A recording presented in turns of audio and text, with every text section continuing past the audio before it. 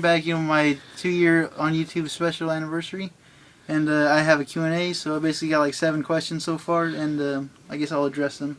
Ubercool119 asks, do you think toys are getting more expensive, and do you feel that companies are cutting down the quality?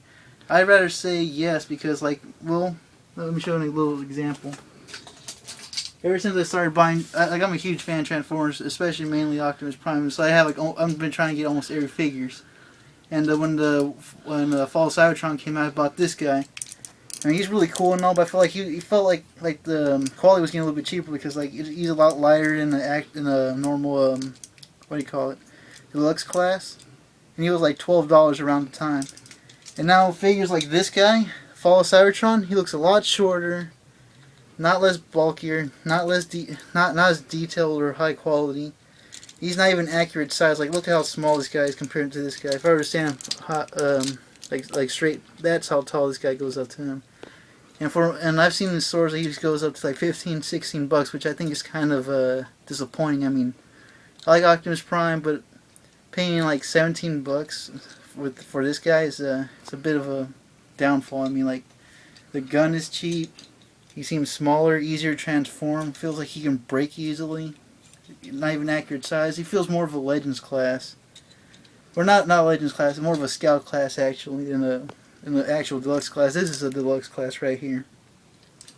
So I feel like certain companies have been cutting down, and it has been getting expensive. Like for example, like DCUs back in the day were like $10. Now they range around to like $16-17 at retail. So yeah, I mean, it's, I guess, basically the economy and plastic, it's getting higher stuff. On to the next question. Fat Toy says, what is your favorite line of action figures and why?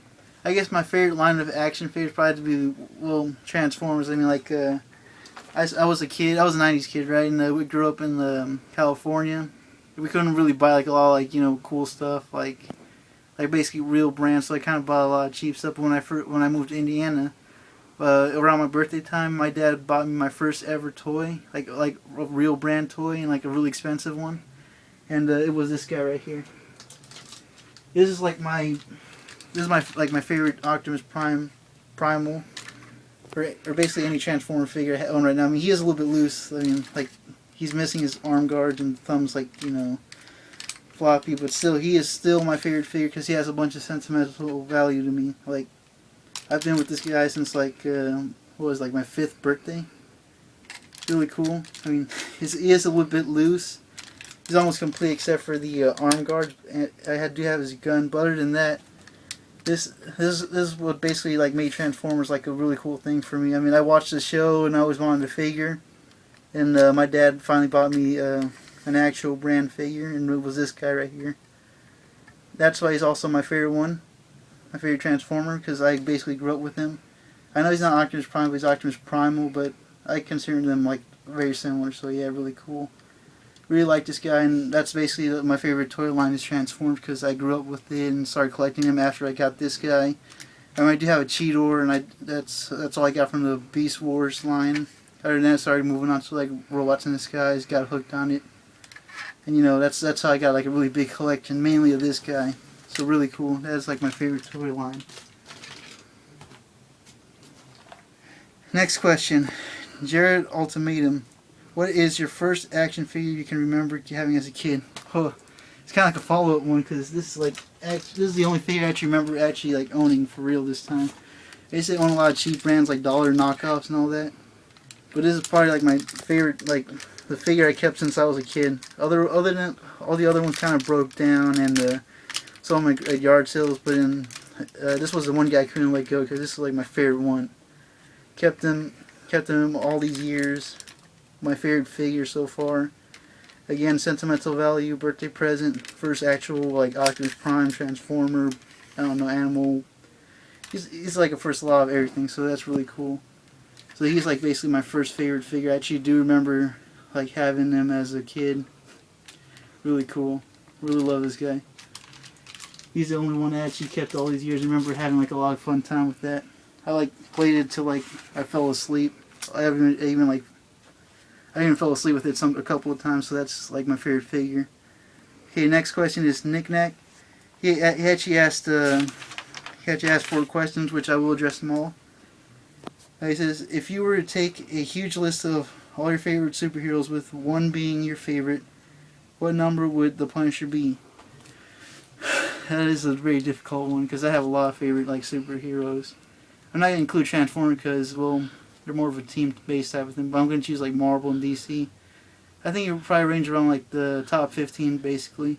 Because you have people like Spider-Man, Iron Man, Hulk, Batman, you got Green Lantern, you got so many, but I think you probably range like around the 14th or 15th, basically on that. Because I really don't know much. I really didn't grow up a lot with him. I do remember seeing him in the Spider-Man, the '90s cartoon series. Really liked him. After that, kind of followed him a bit. Kind of gave up, and then as soon as the movies started surfacing, started liking him a bit more. And yeah, I do own a couple of his figures, but not a lot. Still remains around like my 15 like favorite superhero. And the second one he asked, if you were to have your X-ray move like Mortal Kombat, how would it go? Oh, that's gonna be a bit difficult. I actually never thought of a question like this, but I will try to come up with my best. I'd probably do like some type of uppercut to launch, like an uppercut to the jaw, cracking his like lower jaw, which causing him to launch into the air. Just like grab him in mid-air and do like a Bane back, like Bane break in Batman's back basically. And I after like with the knee, and after that just fling him up. That'd probably be like my X-ray move, because I know they mainly do like 2 hits and just like let go of you. So I guess that'd probably be it. Now for you, third question Knick-Knack asked me was, have you ever played a fighting game on the PC called Mugen? If so, what do you think about it? That was actually fun fact about that was actually the first ever PC game I actually like played or ever owned on the PC. Basically, it's free, it's great. You can add anybody you wanted. I actually had it from my old Windows XP 98 or something like that. It was really old. I mean, like came out around the late 90s, early 200s. I remember downloading it. A bunch of friends telling me like check it out, it's fun. I did it and like I got a big roster. I mean, kind of crashed a bit. Well, kind of like froze a bit, but I still kept on playing it. I wasn't a huge fan of playing with the keyboard and the mouse, but now that I got it upgraded, I do kind of play once in a while, but not as much. I actually used to just make like a 2-on-2 match with computers. It's really funny, really funny. I mean, like you have people like Juggernaut fighting like Broly or like these weird obscure characters I've never heard, like Captain Kidd or. It's fun. It's fun. You should, if anybody hasn't checked it out, look it up on YouTube. Basically, it's a software where you can like add like up to like 1,000 or 100 like fighters in the game. You can have fighters ranging from like Jigglypuff to the Predator to the Terminator, through Lion. Almost anybody can find up on there. It's just crazy. A hell of a lot of fun. Try it out. I know I spent a lot of time on that back on my old computer, just like for entertainment. It was really fun. So yeah, it's really great. Check it out. And the fourth and final question I've been asked was, this was also from Knick-Knack.